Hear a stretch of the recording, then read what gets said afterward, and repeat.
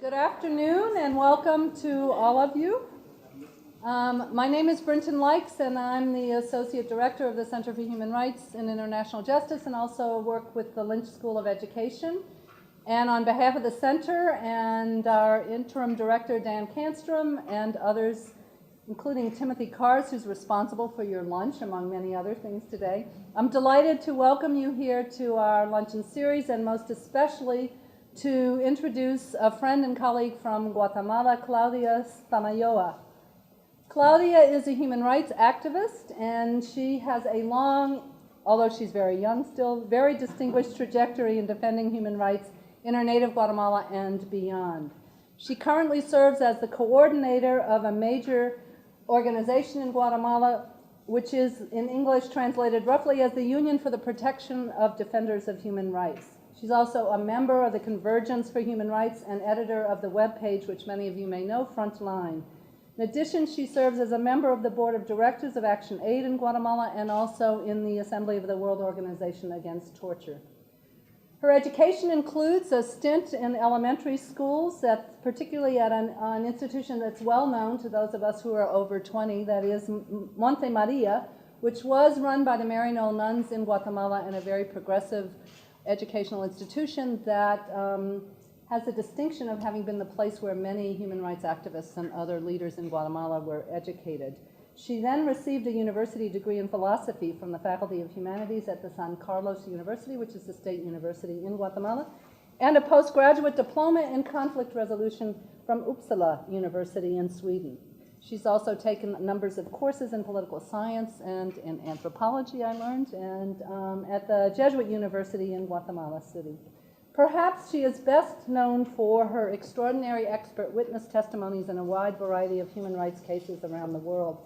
She's testified on behalf of indigenous communities, on behalf of women, on behalf of children, in a variety of different contexts, identifying horrific human rights violations and their sequelae in these communities. She is in high demand and has worked tirelessly on behalf of indigenous communities in Guatemala and beyond. Importantly, she also has served as a consultant and an advocate to many grassroots and community organizations to help them identify strategies towards the future and to develop the systemic and structural infrastructure to sustain work over time.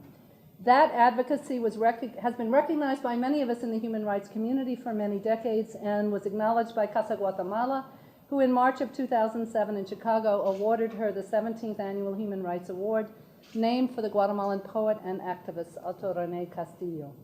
Claudia will be speaking with us today about an important and historic trial in Guatemala, that is the trial of the former head of state Efraín Ríos Montt and its wake. As you know, the title of her talk is The Provocative, a Sign of Hope in a Fog of Neocon Discourse. Please join me in welcoming Claudia to Boston College.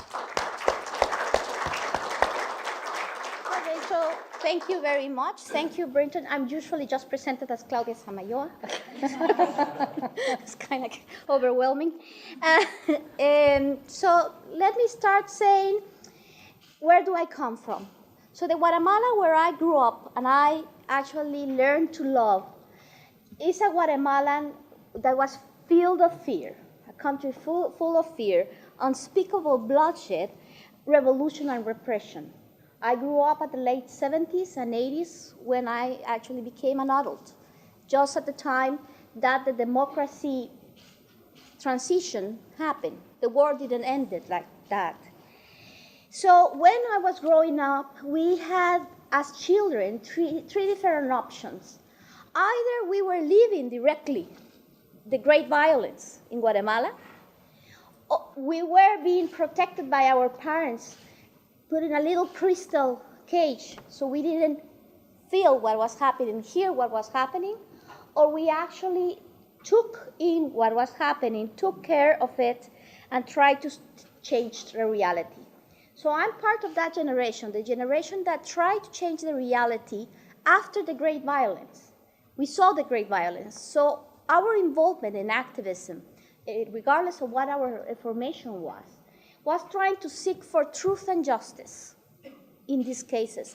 We were trying to build a democracy where equality was at its center, and a peace process where structural changes were possible. Of course, those are very big goals and a very difficult thing to do when you come from a state that is racist and actually very weak. So this has been my story of I started working in human rights when I was 15. So it has been long, more than 30 years, working on this issue in different kind of positions. And even though I have worked for 30 years, there's a thing that we thought as a generation we were never going to see. And it's an incident, a process that would actually change Guatemala. And this was the genocide trial. So let me explain what this, in the case of those who don't know a little bit of Guatemala. There was a war that started in Guatemala the 13th of November of 1960. This is because it's just down the road, the anniversary. And it started an uprising of military,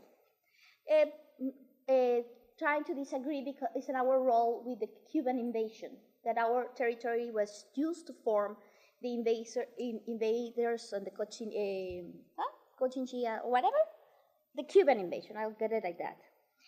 They formed a guerrilla movement, and immediately this guerrilla movement was branded as a pro-communist guerrilla, and this branding served for the purposes of United States because it's a pro-communist, a guerrilla movement promoted by the USSR and Cuba, and therefore for the government of the United States and the South Command, it serves to impose and furthermore their national security agenda. But it also served our oligarchy and our military because branding the guerrilla was important to actually go and destroy, eliminate every opposition against them. So it served both structures for very different reasons. So the fact that they label the enemies of the state and democracy for the first 20 years meant that many of them were either killed, disappeared, tortured, or exiled. Those were the preferred methods during the 60s and the 70s of the war. But the problem was that this method didn't serve the objective, because what happened with this kind of killings, selective killings, is that it dramatically reduces social spaces for work. And so for more and more people start joining either the guerrilla or supporting the guerrilla because there was no pathway within the legal system for change. So by the end of 1970s, the state, the government, and the system were confronted a real insurgent reality, mood, especially in the Mayan highlands and in the major cities of Guatemala. So there is where it came, and the extermination ideology that prevailed among Guatemalan oligarchy, that in the past, especially in the 19th century and at the beginning of the 20th century, has formed laws to try to destroy the Mayan culture or enslave Mayan people, came back into reality. So they started pressuring for an extermination, a final solution for the policy, for the war, for the problem. And that created the scorched earth policy, the concentration camps that were formed in Guatemala, and the obligatory service for men in the local, that was called the civilian patrols. So all of them, that is part of an extermination policy, served to recover control, and they wanted to eliminate communism to the roots. That was the idea. And that process started in 1981. The Truth Commission established that genocide was committed in 6 specific ethnic places in Guatemala, and gross human rights violations were committed against the whole population, and the numbers were staggering between 1981 and 1984. Those were the years where the extermination policy was developed. The numbers of victims are were known: 200,000 people killed, 40,000 disappeared, 5,000 children either disappeared or sailed or lost during the war, 1.5 million internally displaced people. A little note, I have been amazed that these numbers, that were one of the highest numbers on genocides being committed all over the world, had been met already by Syria in 2 years of war. And that, I think, should make us all kind of like relook Syria. Just a little note and commentary that I can't stop making. And so the Truth Commissions came out, explained to us what happened, but unfortunately, a Truth Commission that has a potential for education didn't create an educational process. There was no reform done to our schooling system, and this was because both the government, the entrepreneurs, and the military decided to deny the nature of the Truth Commission and the findings, especially that regarding genocide. So after the Truth Commissions were made through in 1998 and 2000, what happened is that basically we have to turn to the search for justice, even to make the memory truth as a search for truth, because truth was being questioned. So what we have to recognize in Guatemala is that the struggle of justice in many cases started when the families of victims, especially of kidnappings and killings, tried to search for justice. So during the 80s, that was a very difficult task. For instance, the Bar Association in Guatemala states that 2 lawyers were either killed or disappeared daily between 1981 and 1983. Basically, any lawyer or worker of the judiciary that received an habeas corpus or a complaint, they were killed. And something similar happened with physicians, but I will just address the issues of justice. So they were considered communist because they were helping victims, and later on, the families of the victims, if they went to pick up a body, they were targeted. So many of them knew that their family members were killed, but they were not able to pick up the body. Because if they went up to pick up the body, that started a judicial process, and then they will be targeted and killed also. So the need was there, but the possibility to do justice was almost impossible during these years. But that didn't mean that they didn't continue trying. It was until 1984 that the families of victims formed the Grupo de Apoyo Mutuo, inspired by the Abuelas de Plaza de Mayo that were here last year. And the ones that actually created the organization were killed very quickly, about 2 or 3 years later. But the possibility of this organization to fight for the space created a space for the recognition of a human rights issue and for the recognition of human rights. And it made it possible for 4 or 5 rooted human rights organizations to be formed, and eventually in the 90s, more organizations, and with the peace process, we had a whole explosion of different types of organizations. Grupo de Apoyo Mutuo and the other organizations started lawsuits after the democracy came in 1986. Of course, nothing happened because it was not a real democracy, but we were voting, and there were civilians in power. Things really didn't move. But then Mirna Mack was killed. She was an anthropologist that was doing investigation about the CPR. This is the people in civil resistance that were in the mountains that were deemed like guerrilla by the government. And her investigation, together with other academics, North American academics, proved that these were civilians, and they were being targeted, which is a gross human rights violation. So she was killed. After that, her sister, Helen Mack, applied for justice that changed the justice system. She forced the justice system. Even she managed with other cases to take out the military courts from this type of cases. She fought for oral processes. We used to have the written processes, that is the Spanish law system. Now we have a kind of like mixed system between the oral system that you have and the Spanish system of the legal system. So there were a lot of changes, and she actually got justice. This is the first case that trial generals and colonels, by the commission, their intellectual participation on the crimes.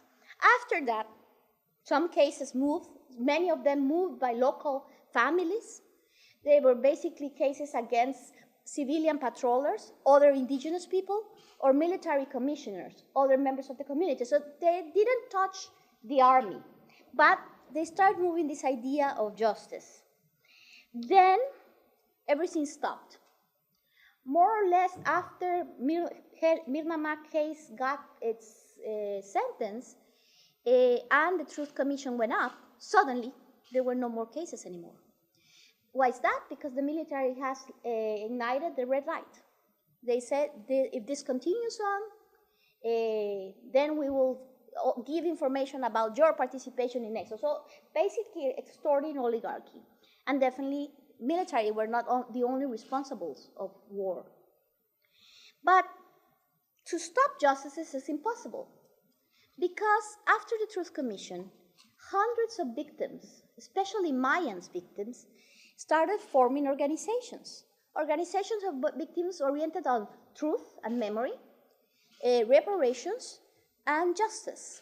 So we started having exhumations all over the country, people asking for justice in specific cases, and specifically, the fact that the Truth Commission said that there was acts of genocide committed in 6 places of Guatemala during a specific period of time also was a very important way to battle altogether, because for indigenous people that means redemption, not only by the genocide committed during the war, but also all their experience after the conquest.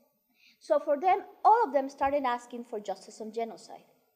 So the important thing is the formation of a grassroots association by victims of the 6 communities that were affected by genocide, called AJR, Justice and Reconciliation Association. This is an indigenous-based association. There is non-indigenous people. They are all Mayan people. Many of them even are monolingual. And they formed this association because they decided they want to trial genocide. So in the year 2000 and 2001, they proceed to file lawsuits against the Joint Chiefs of Staff and the General Army Commanders on the years 1981 to 1984. This means the government, the Chief of Staffs and the government of Romeo Lucas Garcia and the Efraín Ríos Montt that actually served as Minister of Defense during his time, and the Chiefs of Staff. Their strategy was, we don't want to go against every soldier, every officer that did this. We want to go against those that planned and created the conditions to happen. So even though there's a common knowledge, the participation of the oligarchy in genocide, the idea was to settle the scores with the government official so we can send a very clear message on non-repetition. These lawsuits were done after Rigoberta Menchú and 20 other victims, both Guatemalans and Spanish, presented a lawsuit against these 2 governments and Humberto Mejia's Vítores for the cases of genocide, torture, and state terrorism in Spain using universal jurisdiction. The cases in Guatemala didn't move forward, and the cases in Spain took a lot of efforts, both from Guatemalan human rights defenders, lawyers, and victims, but also from Spanish and American lawyers, that we had to form a very big strategy to get the Spanish courts to take the case and to make the case for the case. Eventually, in 2008, in January, the judge that took the case in Spain came to Guatemala to hear the witness testimonies of the victims and to hear the arguments of those that were presumed responsible of genocide. Immediately, the pressure of military and oligarchy forced the Constitutional Court to declare that the universal jurisdiction didn't have any jurisdiction in Guatemala, which is crazy because it goes against international law. But that's what they said. And they come on and said, and the matter of fact, there is no problem on judging genocide trials in Guatemala, which was a blunt lie. But that blunt lie sparked a very interesting process. And it's that, well, effectively victims were so enraged to say, no, we wanted more. But prosecutors and judges that were very clear that this was a lie started looking how they could do their job. Because before that, they were clear that they could be threatened, killed if they open a lawsuit. So there came a blonde prosecutor of Chimaltenango. Nobody knew about her. She went, saw her files, and saw an enforced disappearance case. And she actually won the case. The first case ever where enforced disappearance was the sentence, was the indictment. And we finally got the Constitutional Court to say that this is an ongoing crime, and then therefore there's no prescription problems with the crime.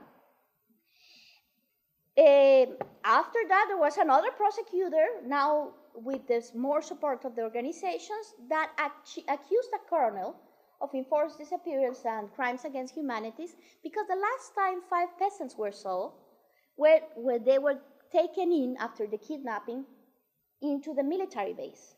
He was finally found guilty of crimes against humanity. So this is the first colonel that gets an indictment. Most of these cases happened between 2009 and 2010, but the big cases couldn't move, especially the massacre cases and the genocide cases. And this was because there were explicit prohibitions by the last Attorney General to move the cases. But then we have an incredible thing, one of the things that had just happened in the history, and it has a lot to do with this history change. And the Attorney General was elected that was a human rights lawyer, Claudia Samayoa. So the first thing she did is she dropped every prohibition, not only for human rights cases, there were prohibitions for a lot of cases. There was no longer any prohibition, and there was a clear instruction saying that any case could be prosecuted, and there was a risk. The Attorney General was going to help the prosecutor and taking the risk.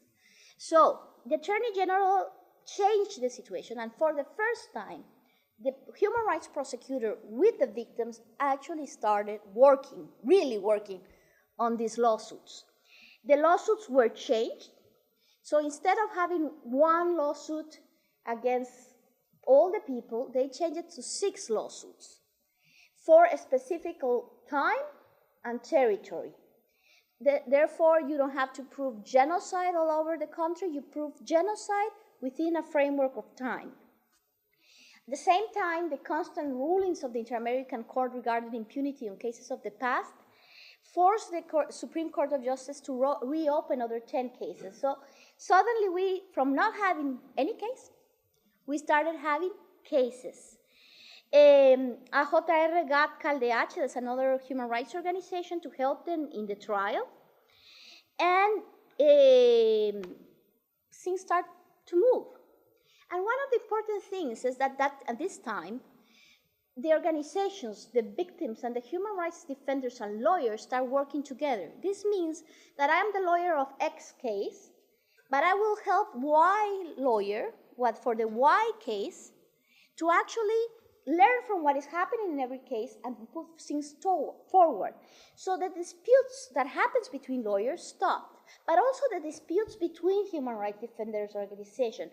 We agreed that it was not important who was first, who had the last word, who wrote what X document, or who got the prize.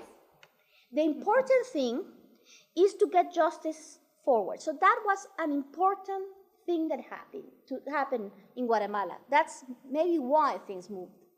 It's because we stopped having these petty disputes within civil society.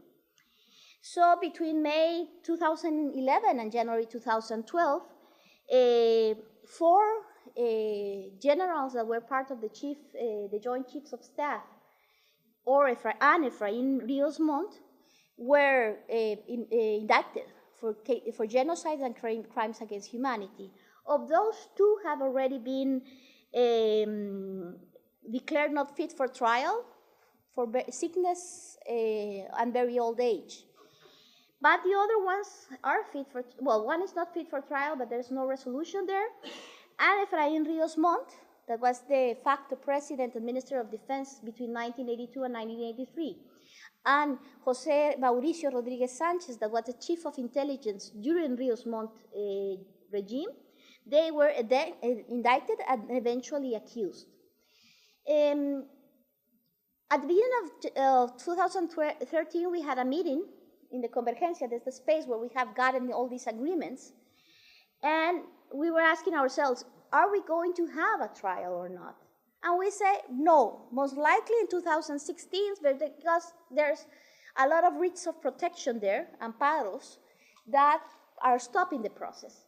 But for our surprise, suddenly all the writs of protection were denied because they were superfluous, and the judge decided to open to trial the case. That was at the end of January of 2013, and we were just, what? We are not prepared, because this is a mayor case with mayor security problems, logistic problems. And then the tribunal that's in charge of the case, the court, is that 3 judges take the case, we don't have juries, decided to do the trial sooner rather than later, because there were threats against them and against the prosecution. So the trial started in March 18 and ended in May 10th. So it's important to tell you what about the trial, what happened in the trial. So first of all, if we have a lawsuit that was brought in 2000, that eventually goes to trial in 2013, what we had was a very well thought strategy and proof gathering process. So the legal strategy was designed in a way that first they proved the facts of different crimes. As you know, genocide as an extermination policy do not consist of just one type of crimes. There are several types of crimes that have to happen, but also you have to prove purpose. In the case of international law, it's intent, but in the case of Guatemalan law, the word is purpose, which is softer than intent. The lawyers know this. So we needed to prove this purpose. So then you have that we were able to declassify and get military archives. And military archives and also public records at the time start proving that intent that was behind, or the purpose that was behind the crimes. So we have witnesses to talk about the different crimes that were committed. Then we have different expert opinions of different social sciences and specific sciences like statistics. We had forensic report, we have military archives, we have municipal archives. At the end, it was 190 elements of proof that were presented upon the courts. The more interesting thing is that while it was presented, this was a case that was broadcasted via internet, via radio, many radio stations just hooked to the trial, TV, and social media. So tweeting, Facebook, whatever, Instagram, everything was there. So it became what it should have been, what transitional justice is about, an educational process. And within that educational process, journalists of all over the world came. And our journalists that don't like to cover human rights were forced to cover the trial because it was kind of like a shame.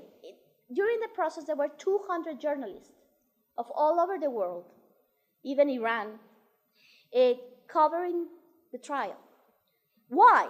Because this is the first trial ever run in a national court for genocide from the beginning. There has been rulings of genocide in Argentina, but the cases didn't start as genocide. And This is the first case that was brought forward by the victims, by indigenous victims. So it's not only the first case for those victims or for Guatemala. This is a crime against humanity.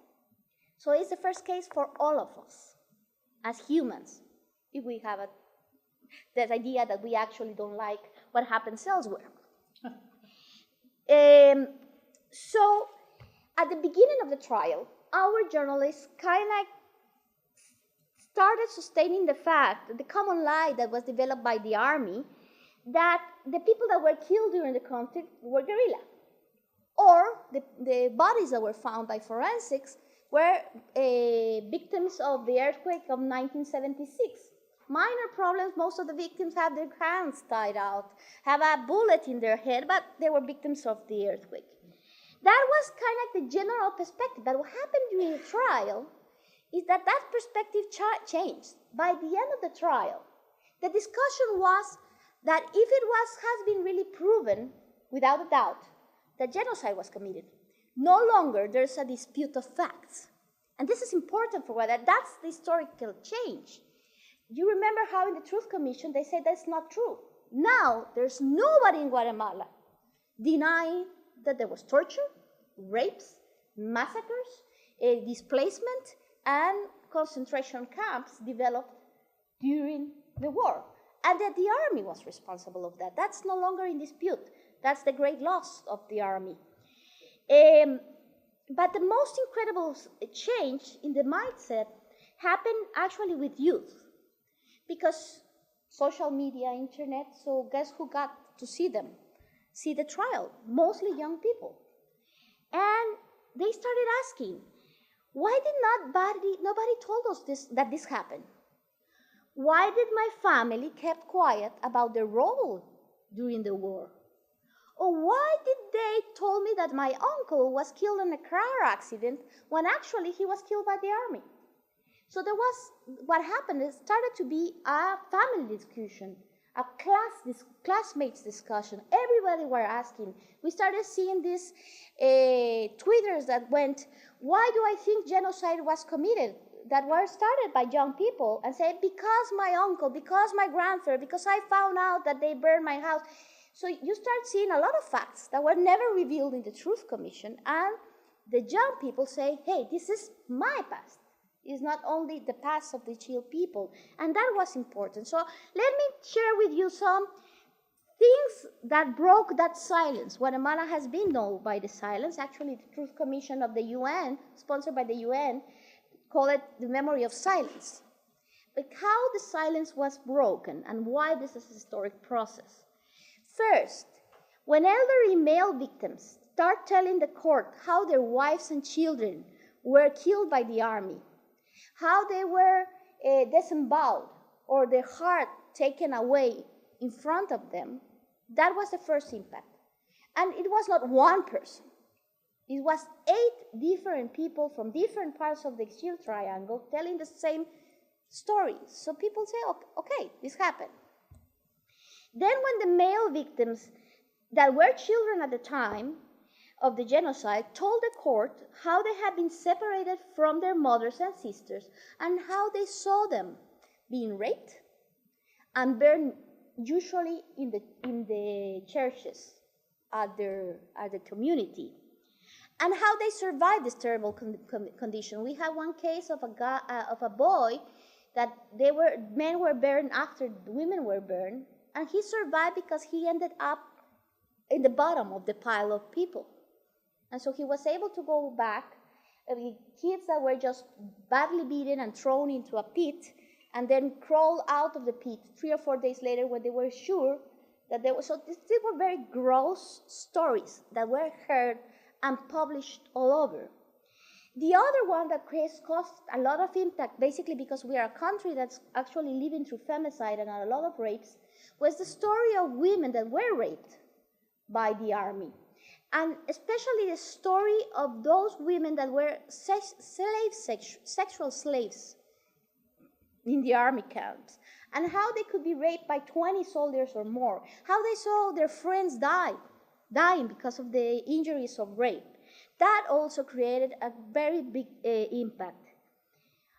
other case that created a lot of impact was the story of children that were separated by the families through massacres, and they were herded like cattle and sent to generals in other places for them to decide who can adopt these children, to have them as servants in their house or to be sold outside the country.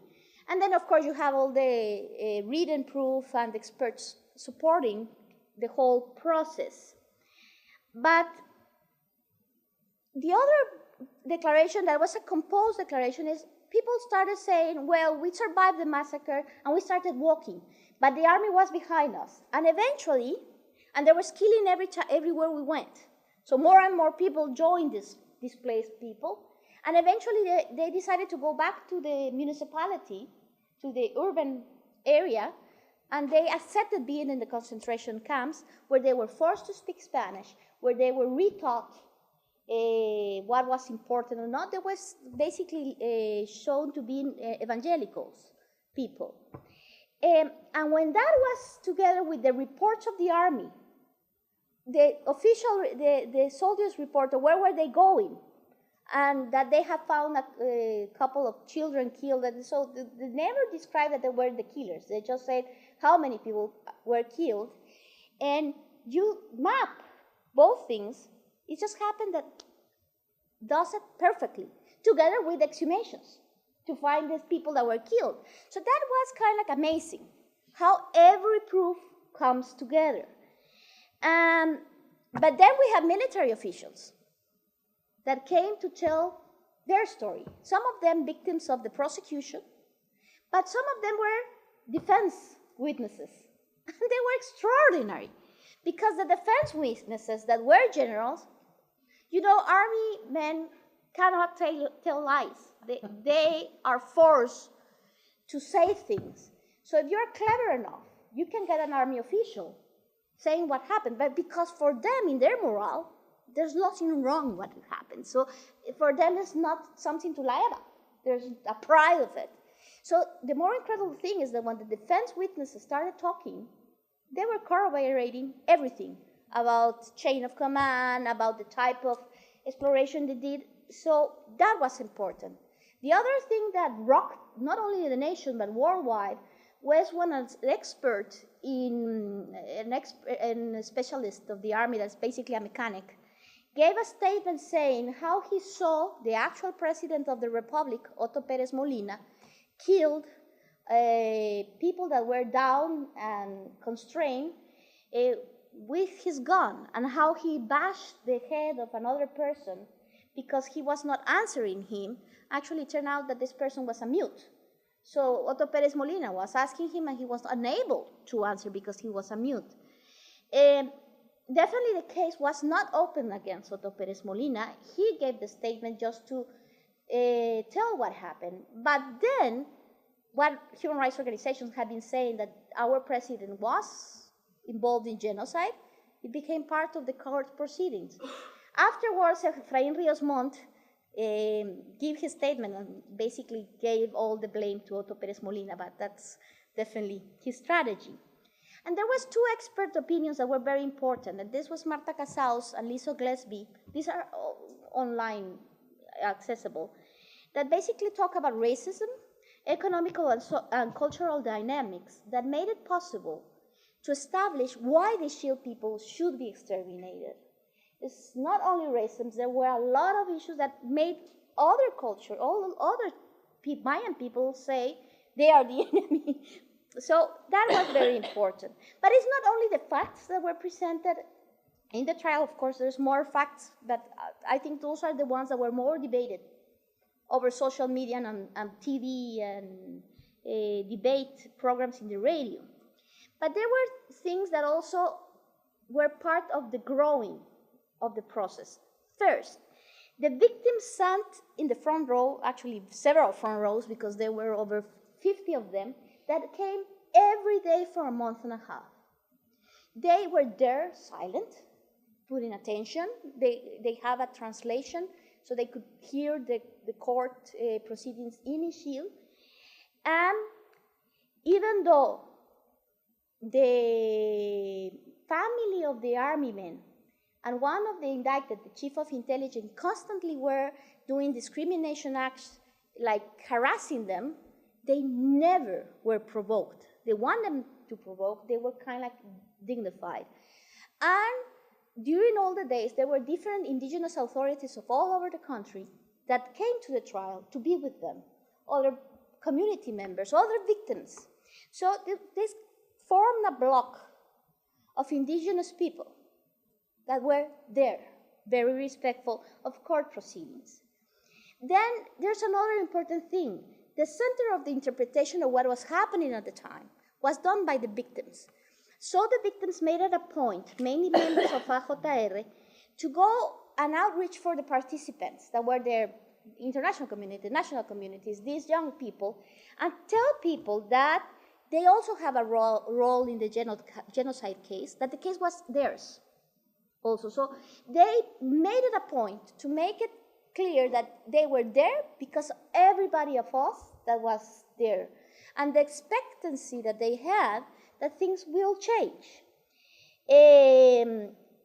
When things started getting terribly wrong, because the process was very, very incidental, I remember that we were all crying because they annulled the trial in the middle of the trial, which is illegal, but the judge did that, and we didn't know what was going to happen. And it's a lot of effort over so many years. And then a woman, an indigenous woman representing all the victims that were there, say, "Why are you crying? There's no misfortune of what had happened.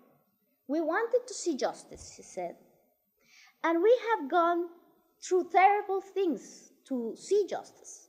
We have waited a long time to see justice. And guess what? We are seeing justice has an ugly face, but we are seeing it. And we will continue working so that face can go better and be better for us." So it was kind of like this, okay, let us interpret things, not at this very occidental view of winning and losing, but how is this a process? It was a process for them. But the other important thing that happened was broad alliances. People from all over, organizations and movements that wouldn't talk about genocide case in the past started moving together to defend the case. People that would not talk about the past started openly saying, "Hey, guess what? I don't care. I believe genocide was committed and I'm for the trial." So people started getting a position. And this happened because there was a very neoconservative discourse that started to try to stop the trial. So the trial went on. We heard the sentence, and definitely during the process and after this, there had been 120 writs of protection. That's what had been put against very stupid things. There was a judge that decided to bring back the trial to November 2011. That means before Ríos Montt was even in prison. And the constitutional court said that the court should go again and annul the trial, which has not happened. So it's a real mess. Legally, it's a real mess, but the sentence still stands. So let me talk a little bit of the Neocon fog that started happening. When the people were arrested, the ex-military forming the Association of the Veteran Association, that's actually paid by the state, created a plan that was not a surprise, in the sense that, of course, they had to defend themselves. But the width and the spectrum of this plan really got us out of guard. So the plan was leaked, so we had it. And what they said is that they were going to prepare a joint legal defense of the accused. But furthermore, they were going to start legal accusations against communists and terrorists that call themselves human rights defenders, against the attorney general, against the prosecutors, against the judge, anyone that will help the trial. They also called for the reactivation of paramilitary and ex-military people in the communities, so they can be called upon to defend and to protect the military. They plan to take control of the media, and they made an alliance with friendly and editorialists that are basically ex-military or libertarians to start a campaign of defamation, slandering, and regaining of the communist argument, the anti-communist argument, which they have done for the last 2 years. They plan to remind the oligarchy that they have the richness that they have because the army has destroyed the communism, and to tell them, hey, the communists are back. They are waging war against Guatemalans through human rights, and if you don't help us, we will help you, but you will lose richness and property. And the plan was developed. Over this time, there's 13 opinion editorials that write every day slandering, creating this opinion. There's a cable station that works on talking about anti-communist discourse, but more importantly, they do this in investigative reports trying to demonstrate how we communists, because one of the ones first indicted, we communist terrorists are receiving the help of those governments, communist governments, as the Swedes, the Norways, the Norwegians, and the United States. You know, the ambassador of the United States is the biggest communist in the country. He's actually Cuban, from the Cuban community in the United States. So you can more or less say how far-fetched is the discussion of communists in Guatemala. They have targeted specific individuals. This has been the year of more violence against human rights defenders ever, and killers against human rights defenders ever. There's over 200 human rights defenders that have been accused of terrorist acts either in the past or in the present. They have successfully created the idea that we human rights organizations are the ones that are polarizing society in Guatemala because we are asking for justice or asking for the right of consultation on cases of mining industry, extractive industry, monoculture. And that has been successful, especially in urban areas and middle class, because it's based in the psychological operations done during war that basically said anybody that thinks is a communist. So, and you have to beware. So this campaign intends to create a foe so that what we has been seen in the trial is forgotten. That's what they want. That the dignity gained by the communities during the trial is crushed. That's what they want. They want that the continuum of racism and inequity that created the environment for genocide and revolution actually continues unbroken. This neocon fog is not only creeping, unfortunately, in Guatemala. It's actually part of a much more bigger strategy that you can see here in the United States. Especially, I have been hearing these discussions about furlough and the closure of the government. And in Europe, the final objective for them is to destroy government and to destroy the notion that we all have equal rights. They are basically against human rights as such, as how we have developed it as society. So we have this discourse, but my main point in Guatemala is that even though there has been a lot of trouble and it's kind of scary being in Guatemala right now, Guatemala has changed. After the trial, Guatemala has changed. But it has changed in the depth of our consciousness. It's just not a superficial change. We changed our consciousness of what we are. We have actually seen ourselves. We recognize, most of us, that our state is racist, that inequality is part of the system, and it will do anything, including genocide, to ensure that we, the people, continue working for those in power and those in richness. Call them organized crime, call them mining industry, it doesn't matter. It's the same people. So the change that could have happened with the peace process or could have happened with the Truth Commission is happening right now. It's not happening in the elites. The elites basically are thinking the same. But the elites were forced to take out the political correctness mask. They no longer talk about multiculturalism and intercultural and yes, just no. They are now calling things as they really think it. That Indians are stupid, the cause of the underdevelopment. They are talking how they talked in 1970. And that's good for a society, because it's better to know where your adversary is and how he really thinks. That confusing statements.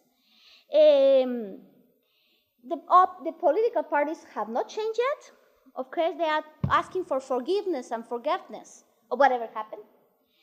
It's the people that change. It's the people that now see how their plights, anti-corruption plights, whatever plights they are on, are really the same plights of the other. That they can actually network. That what is happening to them happened in the past, and what happened in the past can happen again. So the divisions between Latinos and indigenous are quickly being destroyed. And even the people that were part of the war, that were soldiers, are started to see, hey, come on, that's what I was part of. But now I'm part of the resistance. So now I need to help these people because I knew. So there's a lot of collaboration locally of ex-soldiers and ex-patrollers that are now in the resistance, and now they are talking about the strategies and how to protect themselves because they were part of it. So that's also something that has changed. Now this doesn't mean that change will happen soon. No. It will. The only thing that will happen is that the trial and the process cemented the nonviolent struggle. And that will eventually create a path of change. And since we're a Mayan society, it will take more about 20 years to happen. But it will happen. And that's the thing that changed. And that's the importance of this kind of trials. Thank you.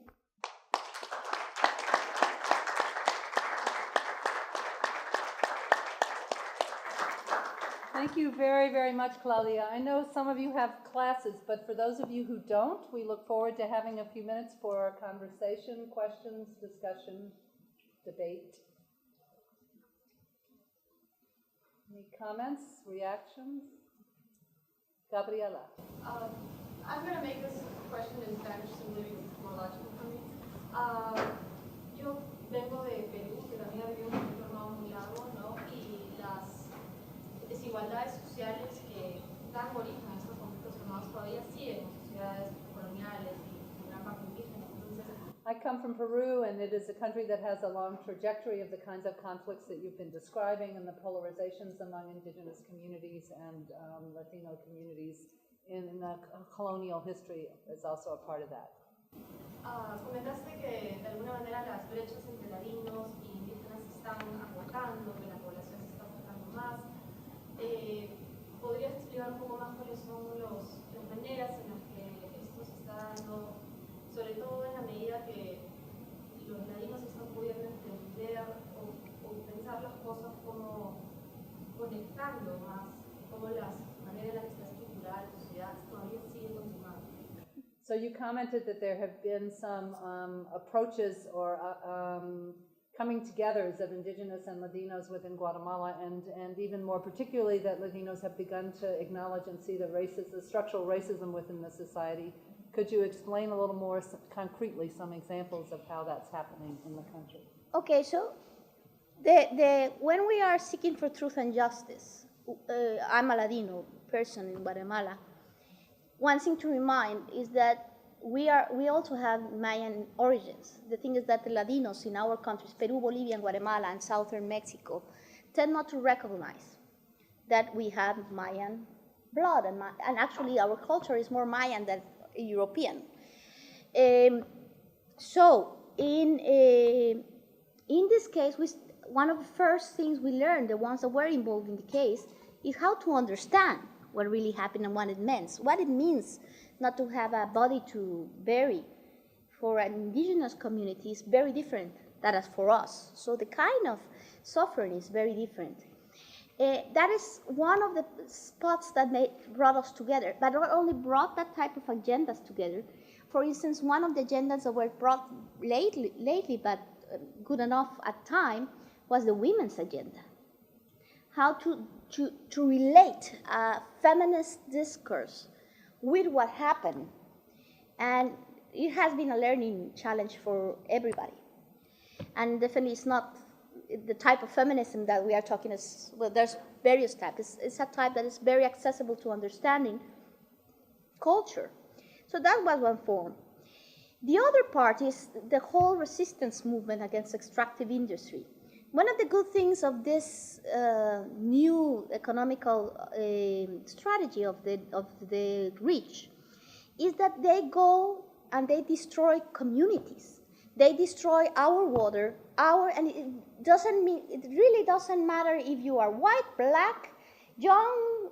You will be scared about how many chemicals you will have in the water, the dirt that goes around. So it also, at the beginning, people joined because they were defending their land. Then, when they found out the ILO Convention 169 that gives you the right for free, prior, and informed consent, it turns out that everybody of us can be indigenous. So that's a very practical point. So the right for consultation was started to be asked by communities. And it's important to say, because we are indigenous. The thing is that our culture our upbringing is in a racist state. So we have denied our indigenous trait. So that's the first thing, but that was very superficial. But when the case started coming, then we started recognizing, especially at the community levels, that what happened in Ixil area happened everywhere. Not in everywhere it was called genocide. But it happened because during the trial, we talk about economical structures. We talk about all of this. The trial was not meant just to put the facts, was meant to put the context in. And that was very important because then it's an educational process. And the educational process started making people start to dialogue within each other or what. So that's kind of thing. That's what Fujimori case didn't brought, or the Montesino case hasn't brought in Peru, that you really need a nation case. And this is a nation case. And eventually, we still don't know what Guatemala is and what we want to become, but it will eventually take us that way. Nancy? Yes, gracias, Claudia. I'm very grateful to you for what you presented. This is really very rich. I've done a lot of work on the feminicide in Ciudad Juárez, Mexico, as you know, and I've been always interested in looking at this phenomenon in Guatemala, and I did some work on it some years ago and learned that in many ways that it's related to the war, as you pointed out, because a lot of the violence against women is basically done in the same style that there was the violence against the indigenous communities during the war. And I'm wondering if you can just share where that is today and how violence against women continues or not, or the ebb and flow of that. Anybody is interested, there's an investigation I did about the continuum of violence between the violence in the past and in the present, when we were trying to make a case that we were looking at femicide. During the war, 1 of 4 cases of gross human rights violations was against women. No, 1 of 5. But killings was 1 of 4. And when you go into the descriptions of how women were killed, the cases where majority cases where women were left in the park, in public areas, with clear signs of rape and mutilation of the sexual parts. In Guatemala, the femicide process started in 2001 with clear cases of women that were left mutilated and with signs of objects in their bodies, or rapes, or even post-mortem rapes, to create fear. So there's this different part that is not like Juarez, that got this continuum. Right now, we have 1 of every 5 killings is against women. The way that women killings has just staggered over the last 12 years is amazing. And one of the things happened is that the first killings that were very much like during wartime, that there was this theory that of course we haven't been able to prove, is that this was something that was thought of. Violence had been used by illegal groups linked with political parties to manipulate the political scenario. So if you come to 2001, 2002, you see how women in Guatemala were very important, not only for the peace process, to force the parts, especially the right was forced by North America, but the left was forced a lot by women to stop the killing, the guerrilla, and to move forward to the political change. And specifically the peace process was moved a lot by women. So it's not only Rigoberta, Helen, or me, there's a lot of women that were involved locally and nationally in change. So it made sense that to try to, because women are the ones anti-corruption, denouncing political maneuvering, so it made sense at the time that this might have is related to try to push us back to private, how to say, public, to the privacy of our homes. Then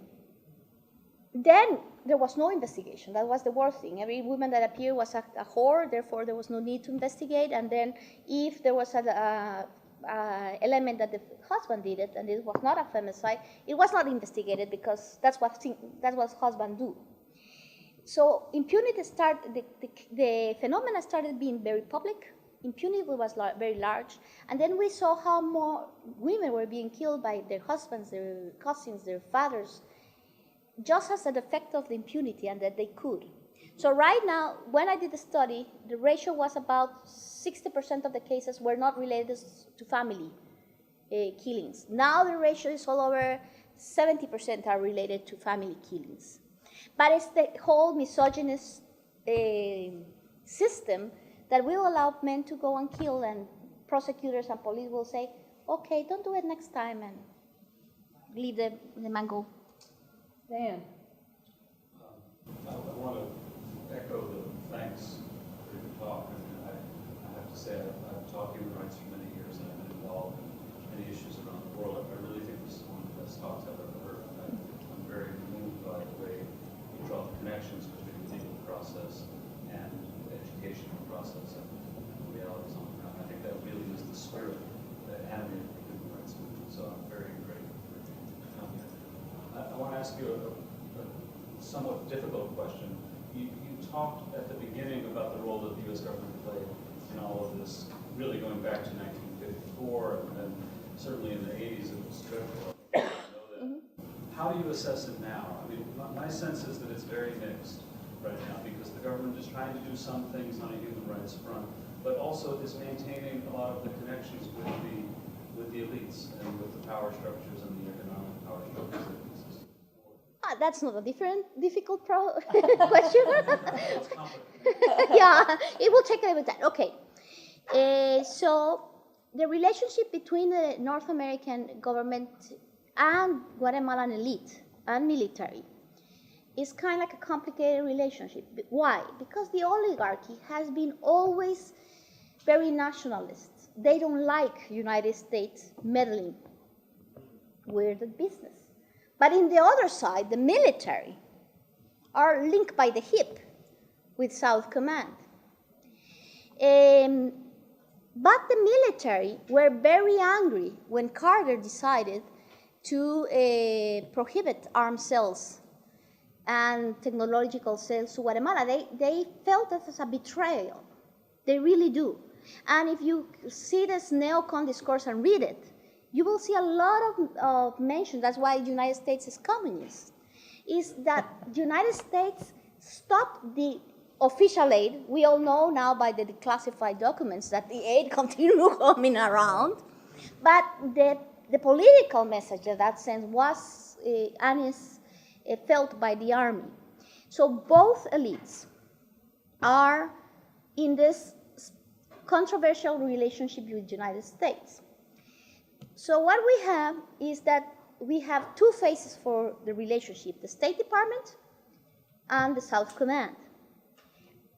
Unfortunately for us, the last time the South Command General visited Guatemala was in 1956, when he talked about national security agenda.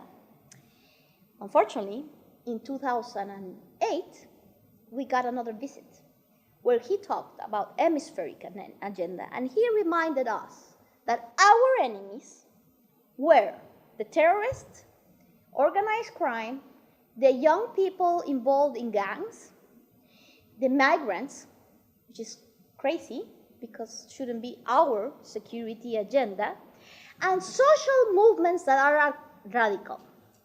So with this discourse, you could see clearly how United States Army and Guatemala Army had gotten a common point again on how to work.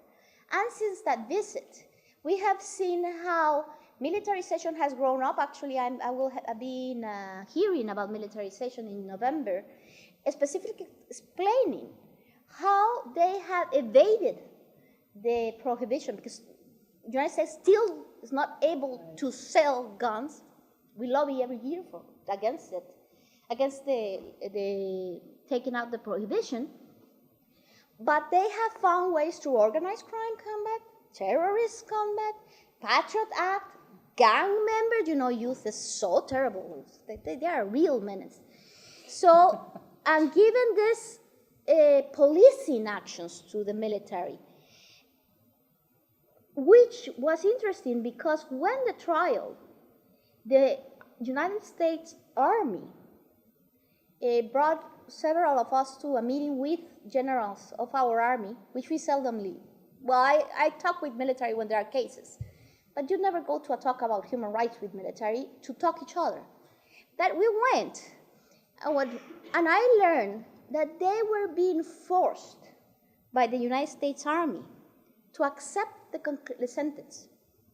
And they were being forced to do what the Argentinians did, actually start teaching the Truth Commission report, given some basis. Of course, that all went into the drain when the neocons gained more momentum. So they were kind of pissed, but it's very interesting because you have the young soldiers that really were not involved in war, and they somehow feel that their bad rep is due to them, so they use this moment to say, we also want to do this. So they have created this space. But in the other side, the State Department has been in love with the oligarchy, specifically after this Hemispheric Security Act.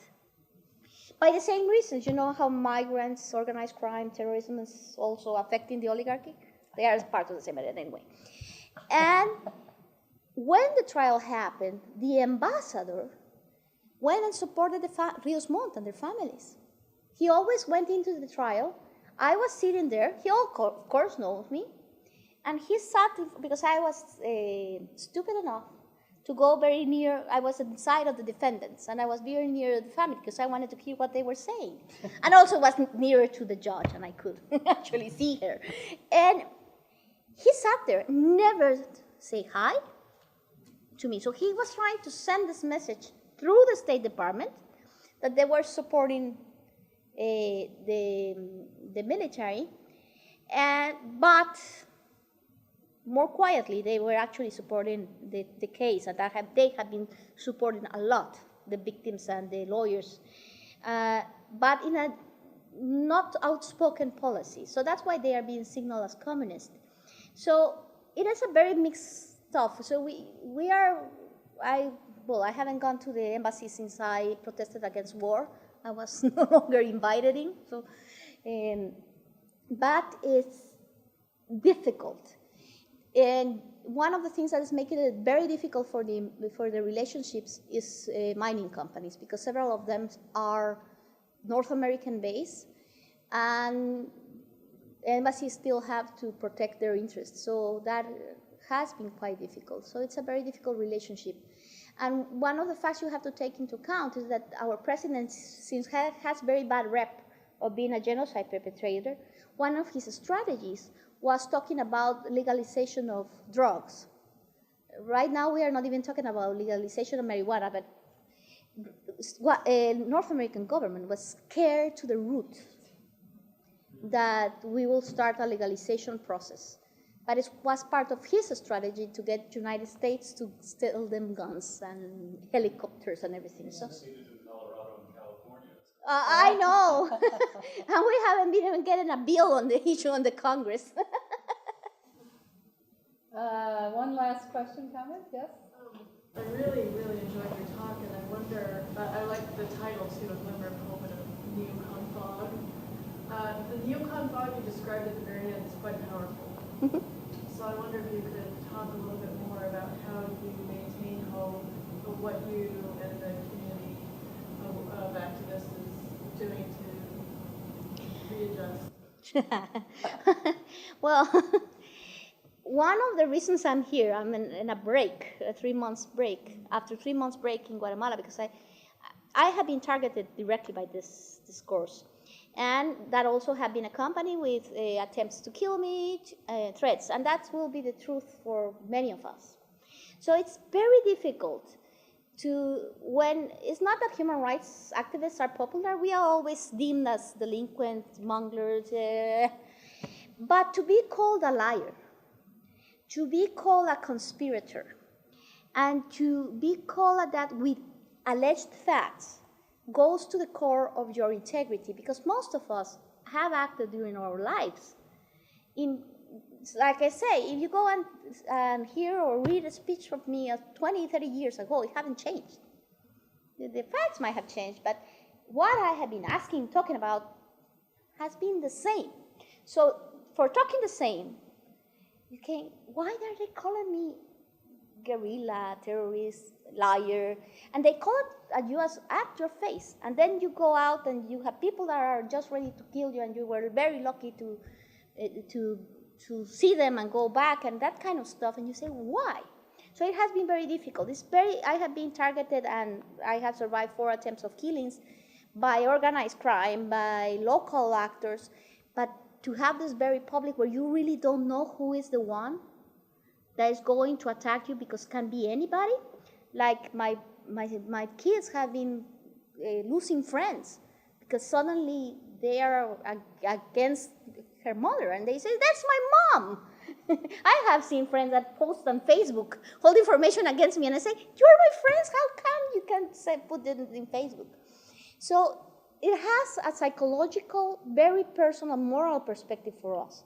So it took us over 2 years to decide if we could do anything about this, because there were people say, don't talk about them, they will die out. Some addressed them and got hit worse. So we first started to say, okay, recognize that this is not only an issue of subtypes of human rights defenders, it's all over the board. And when we started seeing like academics that were targeted, and they were crying and saying, hey, help us. When we started seeing people losing their jobs, losing their credits, because they have been signaled by these organizations, then you say, okay, we have to stop ignoring it, stop just making it a personal problem. And even though freedom of expression is a widely recognized universal right, it does has a limitation. That is hatred discourse and the call for crime. So we got the Ombudsman Office to oversee all what has happened and to define, and he did it with the help of the Special Rapporteurs on Freedom of Expression, if there was a human rights violation being committed by a non-state actor, and the responsibility of the state, because in all this space, the government officials say the same things, and definitely they have not said that human rights defenders are good people. So we are not dignified. And he resolved that there's a human rights violation. It was a very good resolution calling about the whole international jurisdiction, international custom on this issue that we have never discussed, never in Guatemala.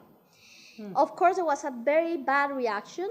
So right now, and as I was talking to a couple of colleagues here early, now we are starting the process of lobbying through Inter-American Commission. So we have a hearing on the issue. Our main point is it's not that they cannot say whatever they want, and they will continue doing a hate discourse because we won't go criminally against them. It's not correct, because then if we do, someone will come against us. But we want the government to recognize that they do have a role on stopping this and telling people these are lies, and the human rights defenders, what they do, we might not like them, but they are part of our society and they are very needed, of course. Asking that of Otto Pérez Molina right now, which we are actually not their favorite people, is difficult. It will take time. But we have to address that this Neocon discourse in some countries like ours does create impact, does mean attacks, killings, harassments, and a lot of other processes. So that's because we are weak states. Here, it just makes for some wonderful clips in the in TV, like Obama should take his hand off the Quran and get out his butt of the government, that kind of stuff. Yeah? Well, I should learn a little bit more then. Thank you so very much, Claudia, for being with us and also for your long trajectory of activism.